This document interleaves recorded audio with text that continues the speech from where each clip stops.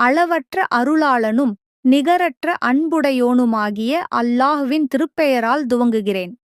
எதைப் பற்றி அவர்கள் ஒருவருக்கொருவர் கேட்டுக்கொள்கின்றனர்? மகத்தான அச்செய்தியைப் பற்றி. எதைப் பற்றி அவர்கள் வேறுபட்ட கருத்துக்கள் கொண்டிருக்கிறார்களோ அதைப் பற்றி. அவ்வாறன்று அவர்கள் விரைவில் அறிந்து கொள்வார்கள்.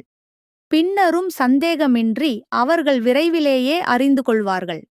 நாம் இப்பூமியை விரிப்பாக ஆக்கவில்லையா? இன்னும் மலைகளை முளைகளாக ஆக்கவில்லையா? இன்னும் உங்களை ஜோடி ஜோடியாக படைத்தோம். மேலும் உங்களுடைய தூக்கத்தை இளைப்பாறுதலாக ஆக்கினோம். அன்றியும் இரவை உங்களுக்கு ஆடையாக ஆக்கினோம். மேலும் பகலை உங்கள் வாழ்க்கை வசதிகளை தேடிக்கொள்ளும் காலமாக்கினோம்.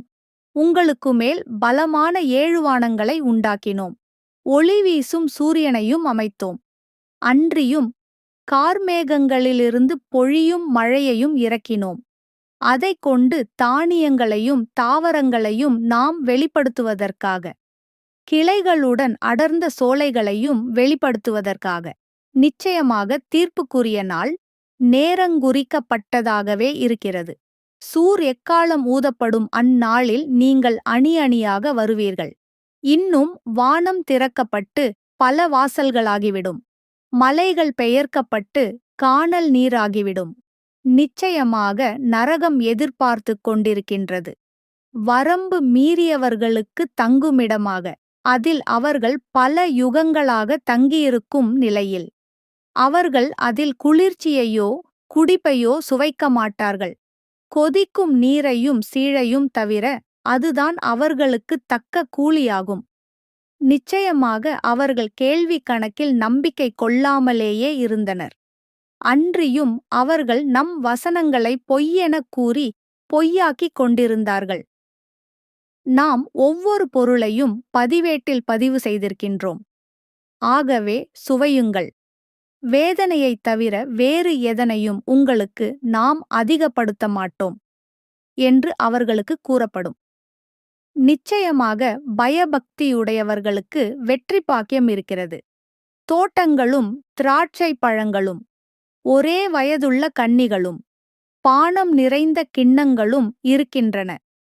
அங்கு அவர்கள் வீணானவற்றையும் பொய் பித்தலையும் கேட்க மாட்டார்கள். இது உம்முடைய இறைவனிடமிருந்து அளிக்கப் பெறும் கணக்குப்படியான நன்கொடையாகும். அவனே வானங்களுக்கும் பூமிக்கும் அவ்விரண்டிற்கும் இடையேயுள்ளவற்றிற்கும் இறைவன். அர்ரைமான் அவனிடம் பேச எவரும் அதிகாரம் பெறமாட்டார்கள். ஜிப்ரீலும் மலக்குகளும் அணி அணியாக நிற்கும் நாளில் ரஹ்மான் எவருக்கு அனுமதி கொடுகிறானோ அவர்களைத் தவிர்த்து வேறெவரும் பேசமாட்டார்கள்.